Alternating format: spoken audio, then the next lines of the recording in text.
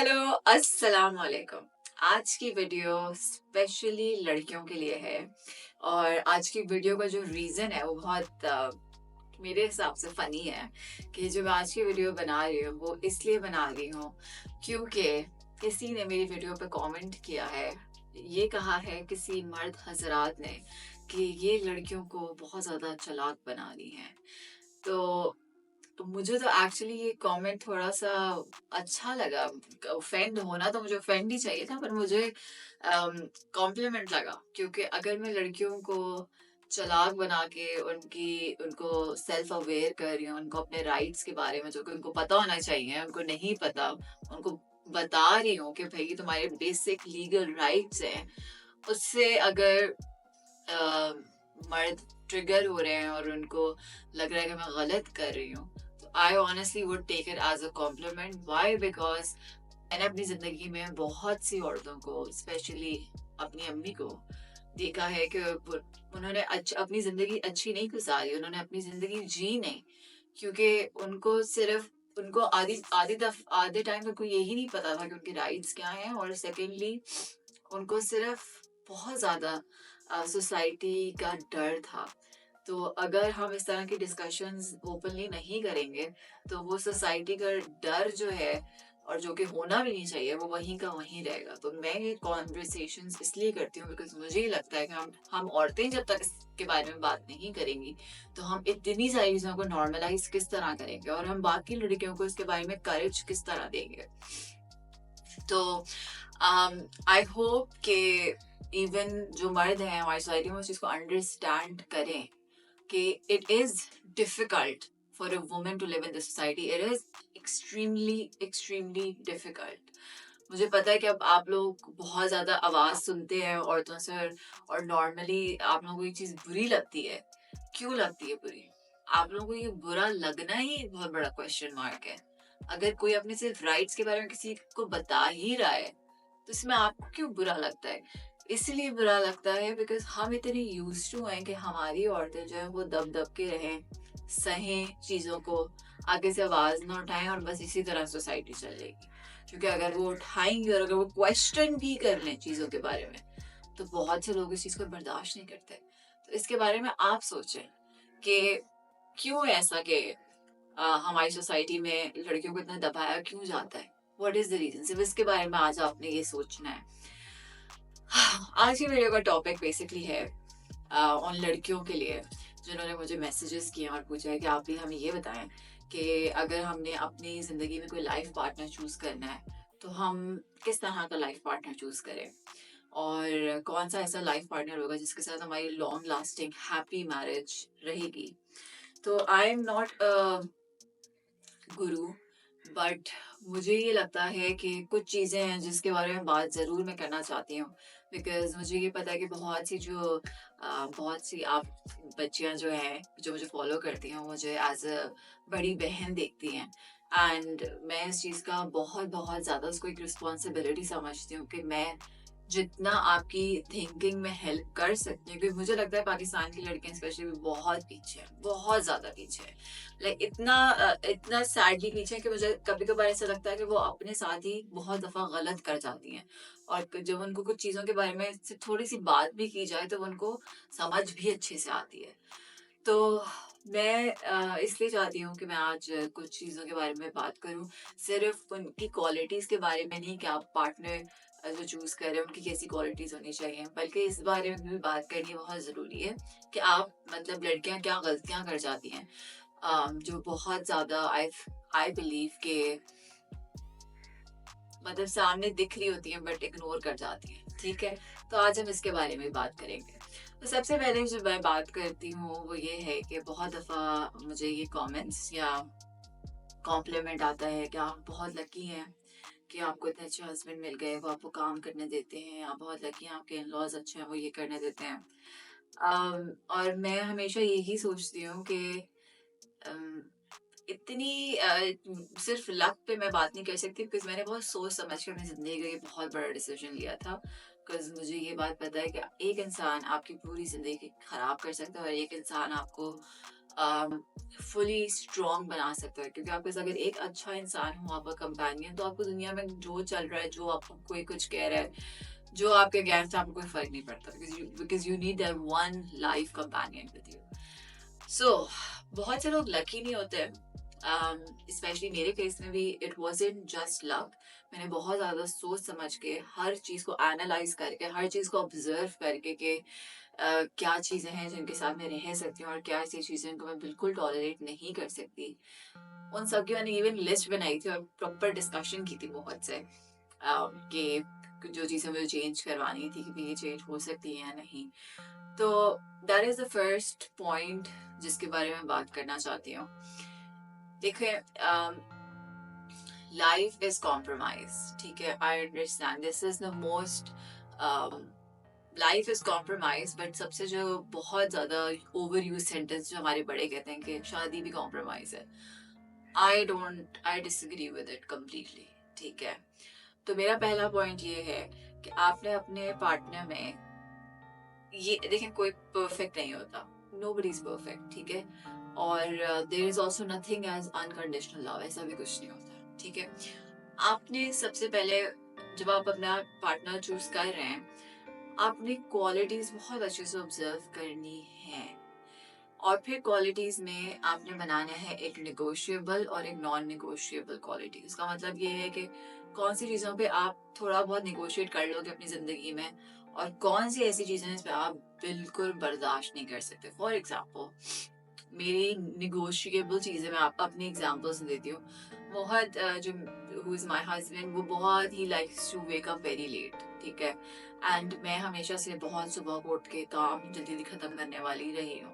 तो ये चीज़ मुझे शुरू से पता थी, और मैंने सोचा इस बारे में भी कि भाई, मतलब ये तो नहीं कि इससे बाद में लड़ाइयाँ शुरू हो जाएं या प्रॉब्लम्स क्रिएट हो जाती हैं। तो ये मेरी ऐसी चीज़ थी कि चलो सही, निगोशिएबल है कि ठीक है, मैं इस पे कर लूंगी। नॉन निगोशिएबल क्या था कि मुझे ऊंची आवाज नहीं पसंद। अगर मुझसे कोई भी ऊंची आवाज से बात करता है तो मेरे लिए वो एक नो, बिग नो होता है, क्योंकि मेरे लिए सेल्फ रिस्पेक्ट से ज्यादा, और हर औरत के लिए ऐसा ही होना चाहिए, सेल्फ रिस्पेक्ट से ज्यादा कुछ इम्पोर्टेंट नहीं है। बिकॉज ऑनेस्टली, अगर कोई आपकी रिस्पेक्ट नहीं कर रहा तो आपसे प्यार भी नहीं करता। It is just that simple. अगर आपको कोई ये कह रहा है कि I love you so much, पर वो आपसे बदतमीजी कर रहा है, आपको डिसरिस्पेक्ट कर रहा है, तो वो सिर्फ वर्ड्स हैं एंड दे मीन नथिंग, ठीक है।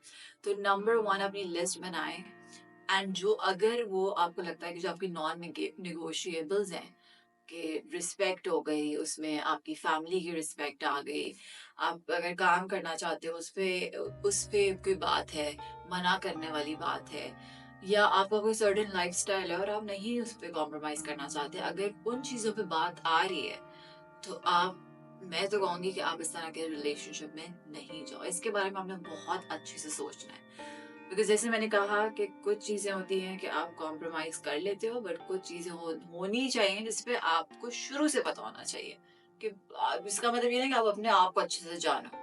कुछ तो मुझे हाफ द टाइम लगता है कि लोग अपने आप को भी नहीं जानते और फिर दूसरे को भी नहीं समझ पाते, जस्ट क्लटर, ठीक है।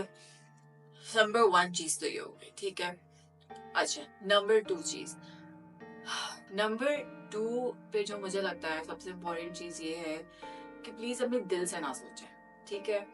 जब भी आप अपने पार्टनर की क्वालिटीज के बारे में देख रहे हैं तो दिल से नहीं सोचें, दिमाग से सोचें। आफ्टर मैरिज, शादी के बाद, सब लोग घर चले जाते हैं फंक्शंस के बाद, और फिर it's you and your partner से पूरी जिंदगी साथ गुजारनी है, ठीक है। तो उस वक्त दिल जो है ना, इवेंट्स के बाद खत्म हो जाता है, और उसके बाद सिर्फ दिमाग चल रहा होता है, और बहुत स्पेशली लड़कियों का हाइपर एक्टिव दिमाग चल रहा होता है, बिकॉज उनके लिए बहुत बड़ा शिफ्ट है ना, उन्होंने अपनी पूरी जिंदगी फिर छोड़ के किसी के नए घर में आए हैं। तो मेरा ये मानना है कि आप पहले से सारी चीजों को अपने माइंड में इमेजिन करो, दिमाग से सोचो।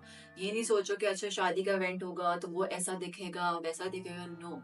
थिंक अबाउट द फैक्ट कि अगर आप किसी, इस बंदे के साथ किसी क्राइसिस वाली सिचुएशन में हो या किसी डिफिकल्ट सिचुएशन में हो, जो कि ऑनेस्टली जो सच्ची बात है, वो 60% आपकी जिंदगी डिफिकल्टीज, 60% आपकी जिंदगी सिचुएशंस जिसमें आपको ज़्यादा मेहनत करनी पड़ेगी, उस तरह की ज़िंदगी गुज़रेगी, स्ट्रगल वाली गुज़रेगी। तो आपने उसमें सोचना है अपने दिमाग से कि क्या मैं इस बंदे के साथ उस टाइम पे रह सकती हूँ, या सिर्फ़ ये अभी का टाइम है, इससे मुझे बटरफ्लाइज़ आ रही हैं और मुझे बंदा बहुत अच्छा लग रहा है एंड वो लास्ट नहीं करेगा, ठीक है? तो सेकंड चीज़ ये हो गई। थर्ड चीज़ जो मुझे लगती है कि जब आपने अपनी लाइफ़ पार्टनर चूज़ करना है, जो मैंने सोचा था, वो ये सोचना है कि क्या would you want this person as a father to your children? इससे मुझे ये लगता है कि औरतें, स्पेशली लड़कियां, किसी भी चीज़ पे कॉम्प्रोमाइज़ कर लेती हैं ना, अपने ऊपर भी कर लेती हैं, तो but they never compromise on their child. आपने हमेशा ये सोचना है कि जो जिनसे आप शादी करने का सोच रहे हो, would they be a good father to your children? और क्या कुछ ऐसी क्वालिटीज़ हैं कि यू वुड वांट कि वो बच्चा भी अडॉप्ट करे, कि वो इतनी अच्छी क्वालिटीज़ हो कि आप चाहते हो कि वो सोसाइटी और कम्युनिटी में ज़्यादा से ज़्यादा फैले? और अगर आपका आंसर है ना कि नहीं, इतनी ज़्यादा कोई क्वालिटीज़ नहीं है, अच्छी क्वालिटीज़ नहीं है, तो it's a definite no according to me. तो आपको नहीं करनी चाहिए। नंबर 4, नंबर 4 ये है, ये लड़कियों के लिए, ठीक है? And I am sorry if I sound rude, but मैं आपकी बड़ी बहन की तरह हूँ। आप मुझे उसी तरह लो, और बहुत ज़रूरी है कि जो बड़ी बहनें हैं वो आपके साथ ऑनेस्ट हों और आपको सही टाइम पे एडवाइस देते हैं, बेशक वो हार्श लगे। नंबर 4 ये है कि girls, please stop being stupid, like just stop it, ठीक है? द रीजन इज क्योंकि and stop ignoring the things जो आपको सामने नजर आती हैं। मेरी इतने अपने पर्सनल लाइक जो मेरा सर्कल है उससे मैंने ये देखा है कि बंदों की क्वालिटीज आफ्टर द सेकेंड और थर्ड मीटिंग आपको नजर आ जाती है, आपको पता लग जाता है। और अगर आप उस फैमिली से हैं जिनके पेरेंट्स कहते हैं कि नहीं, आपको तो मिलना ही नहीं है अपने हस्बैंड, होने वाले हस्बैंड जिससे आपने पूरी अपनी जिंदगी गुजारनी है, 50-60 साल, तो प्लीज अपने पेरेंट्स, अपनी फैमिली से रिक्वेस्ट करें कि आपका राइट है, आपको मिलने देना चाहिए, आपकी मीटिंग्स होनी चाहिए, ताकि आपको पता तो हो आपने किसके साथ अपनी पूरी जिंदगी गुजारनी है। इट्स नॉट द वे कि आपको बस मतलब अब तो वो वाला टाइम भी नहीं है कि अवेयरनेस नहीं है, एजुकेशन नहीं है, तो please fight for your right, ये आपका हक बनता है। तो मैं एक बात ये कह रही थी कि अगर आपको किसी की कोई क्वालिटी नजर आ रही है जो आपको पता है बाद में टॉक्सिक हो सकती है, और आप चूज करते हो कि आप उसको उस वक्त इग्नोर कर दो और फिर बाद में आप रो रहे होते हो। फॉर एग्जाम्पल, मेरी बहुत सारी फ्रेंड्स हैं जो कि कहती हैं, oh my God, he is so possessive, he is so, वो मुझे किसी उनसे मिलने नहीं देते, oh my God, he is just, he loves me so much. And then what happens is कि जब उनकी शादी हो जाती है तो 5 साल में, तो मैंने आपको बता दिया, love takes a back seat, and उसके बाद आता है, there's a lot more to relationship that you will learn after marriage, या मैं इस पे वीडियो बना दूंगी कि whatever I have learned after 4 years of marriage।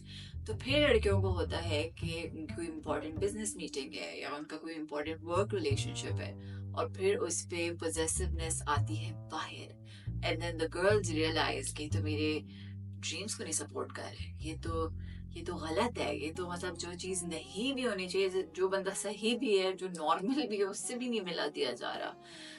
Then you realise के दैट सेम पर्सन जो आपको पहले से ये सारे साइंस दे रहा था और जो आप इग्नोर कर रहे थे, वो सारे साइंस आपको अब नजर आ रहे हैं। तो my advice to you is, do not ignore the toxic signs that you see from the start, that I believe वो ओपनली दिख रहे होते हैं, ठीक है? नंबर 5, माय आई बिलीव कि ऐसे बंदे से आपको शादी करनी चाहिए जिससे आप में जिसको आप जिसमें आपको दोस्ती नजर आए, ठीक है?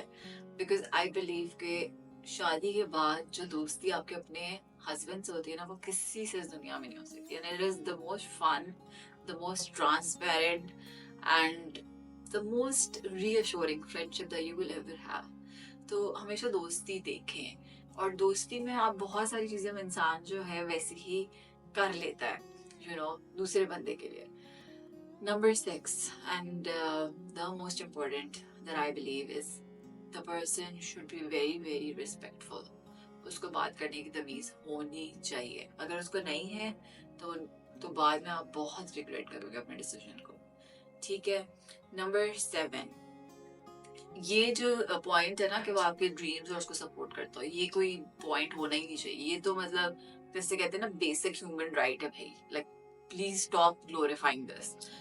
You should not marry anyone, you should not even talk to anyone जो आपके ड्रीम्स को सपोर्ट नहीं करता या आपके गोल्स को इम्पोर्टेंट नहीं समझता। ठीक है? पॉइंट नंबर 7 पे ये था कि ऐसा कोई इंसान होना चाहिए जो आपकी जो जो अच्छाइयाँ हैं उनको ग्लोरीफाई करे और आपको अपने बेस्ट पोटेंशियल या आपको अपने बेस्ट वर्जन में हेल्प करे बनने में।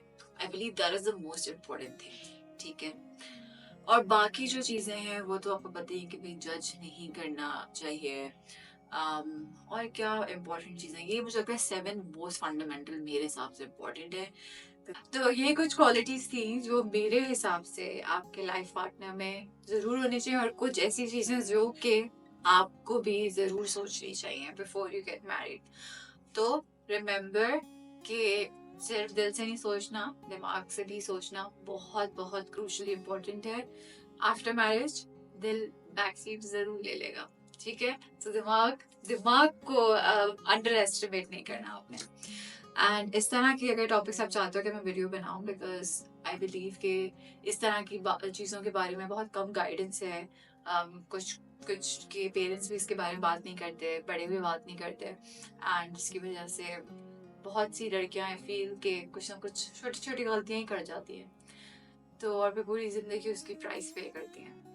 So, if you want me to make more videos about this topic, आप उसका कमेंट करें एंड मुझे कमेंट्स में ये बताएं कि आपके हिसाब से सबसे इम्पोर्टेंट क्वालिटीज एक इंसान में जिससे शादी करनी हो कौन कौन सी होती हैं।